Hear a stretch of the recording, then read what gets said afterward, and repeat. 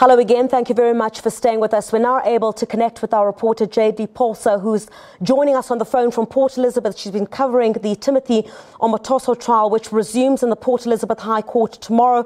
Jayed, hi. I'm hoping you can hear me this time. Of course, in the last court appearance, Omotoso lost his bid to have Judge Makaula recuse himself and some of the charges quashed. Also, his legal team had indicated that they will petition the highest court in the land to set aside that ruling. Talk us through that. A very good evening to you, Griselda, and to the viewers. Well, at the end of last year, Judge Mandela Makahula rejected the defence's applications for leave to appeal a ruling dismissing their bid for his recusal. Now, Makahula said there were no reasonable prospects of success on appeal, Griselda. You would know that the defense attorney, Peter Doberman, accuses Makahula of being biased following the testimony of their first witness, Cheryl Zondi. Now, Doberman then approached the Supreme Court of Appeal to challenge that dismissal by the judge, and now that subsequently has taken us to that petition to the Concourt. But, this all started at the beginning of the trial. You'd also know that Doberman also brought an application to have those charges quashed that you made mention of, claiming that the indictment did not contain sufficient information about the charges with regard to times and dates and places that the alleged molestation and rape allegations occurred. And this application was subsequently also dismissed by Makahula. So you really see there's a play of power with regards to Doberman and really wanting to take it further and thus seeing him petition to the Concourt. But throughout the trial, we've also seen them going, Doberman and Makahula going at blows at each other. And this is predominantly over the claims by the defense that Makahula has sided with that first witness and has decided on the outcome of the trial.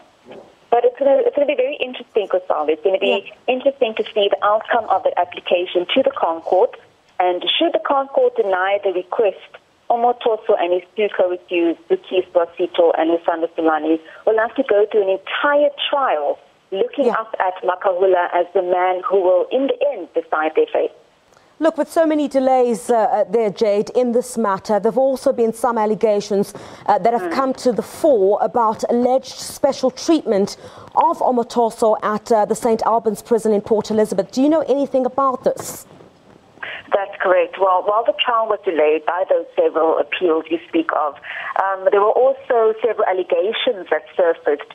Various reports about the nature of treatment that Omotoso was receiving at St. Albans Correctional Facility, that special treatment with regards to a TV in his cell, special foods that he was receiving.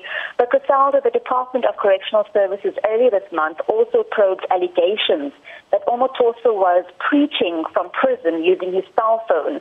And they said that they would conduct a thorough investigation into this.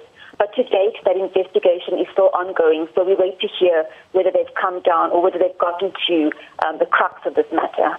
Did they give a timeline of perhaps when they will make their findings known about these very serious allegations that are allegedly taking place while he is, of course, in custody at St. Albans prison? And Jayed, I also understand there will be some protests that will continue outside court tomorrow. Who's expected to be there?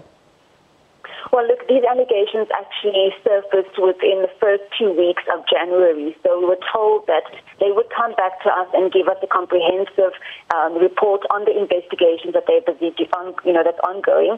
But like I said, today the investigation is still ongoing and we haven't received that information. Like you said as well, Griselda, there's going to be several protests. We've seen gender activists coming out supporting witnesses and the victims who are here to take to the stand. Gender groups, I know the hashtag Total Shutdown movement are also expected to be outside the Port Elizabeth High Court tomorrow. But subsequently, the Jesus Dominion International Church members, they're also going to be throwing their weight and support behind Timothy Omotoso, who they say is a man of God and could have not committed these crimes.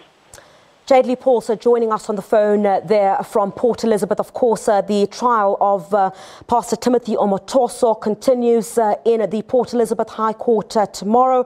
And Jayed Leigh Paulse will be live outside that court to bring you all the latest, of course, in addition to what led to most of those delays as well, and what will be, of course, of that petition to the highest court in the land by Omotoso and his lawyer.